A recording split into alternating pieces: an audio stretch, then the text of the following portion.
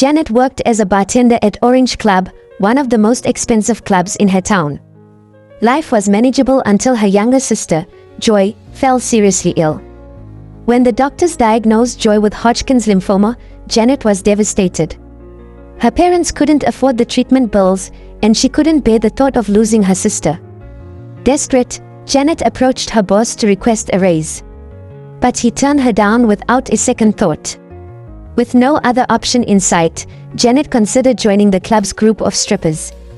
At first, her boss hesitated, but after much pleading, he reluctantly agreed.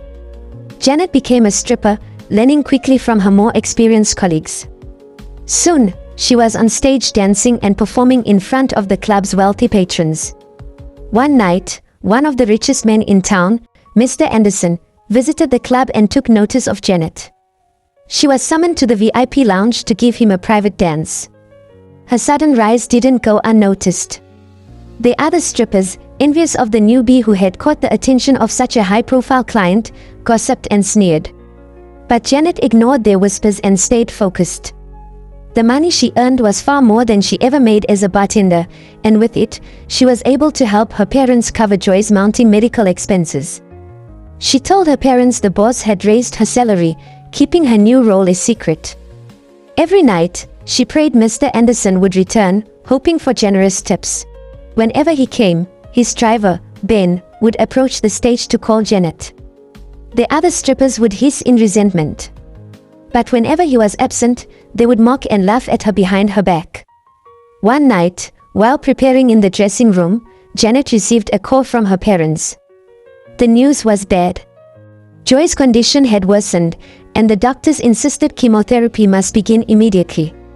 When they shared the estimated cost, Janet's heart sank. There was no way they could afford it. She rushed to the hospital and begged the doctor to start the treatment while they looked for the money. But the doctor made it clear, no payments, no treatment, not even for one session. Janet went into her sister's ward and took Joy's hand. "Am I going to die?" Joy asked weakly. "No, you're not going to die," Janet replied, trying to stay strong. "I overheard the doctor. We can't afford the chemo," Joy said through tears. "No. Mom, Dad, and I will figure something out. You just have to keep fighting," Janet assured her. Joy nodded, and Janet hugged her tightly as tears streamed down her face. Back at the club, strippers were already on stage. Janet tried to sneak into the dressing room unnoticed, but her boss saw her. Ben was with him and she knew that Mr. Anderson was in the club.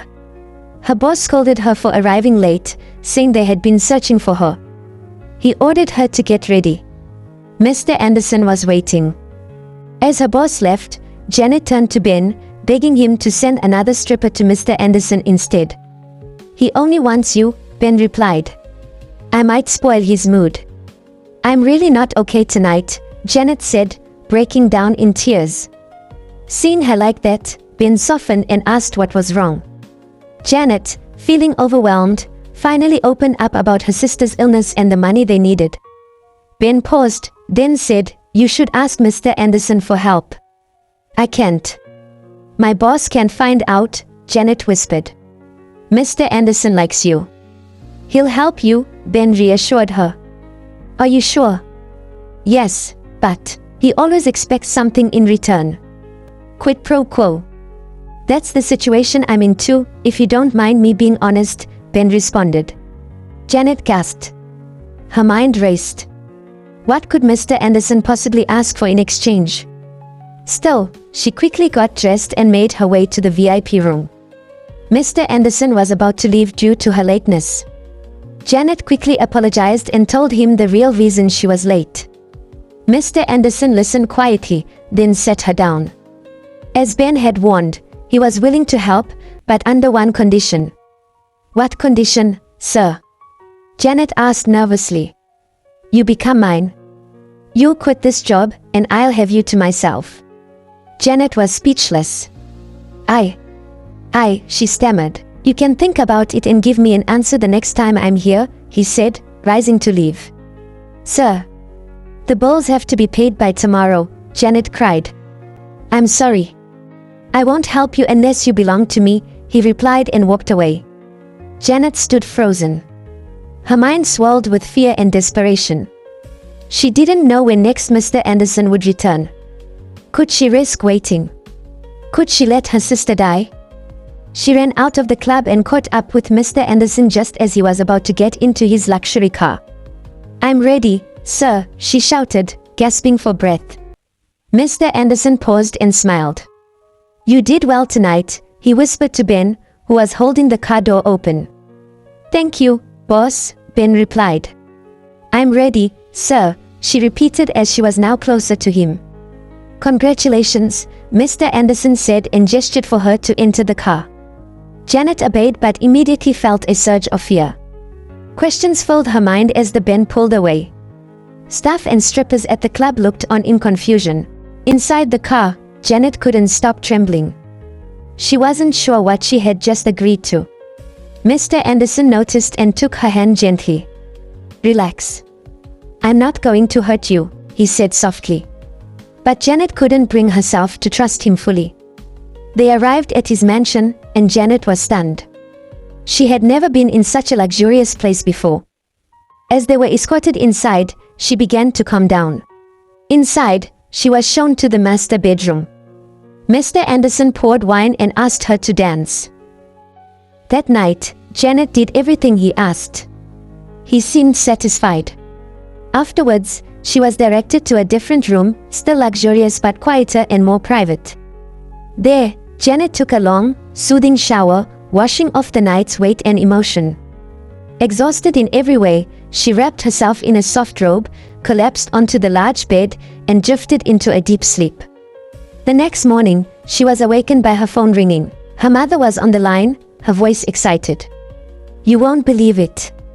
Someone paid for Joy's chemotherapy last night. Isn't God wonderful?"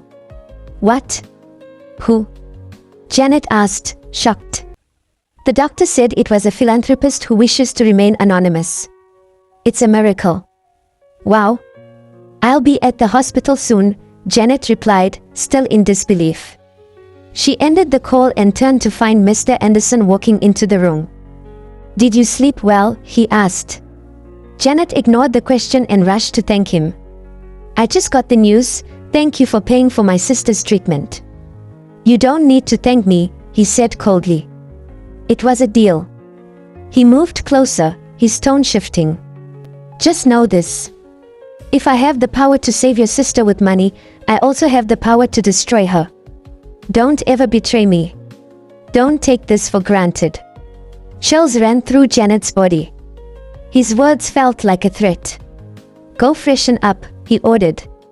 "My driver will take you to the hospital. You'll be picked up again in the evening." To be continued.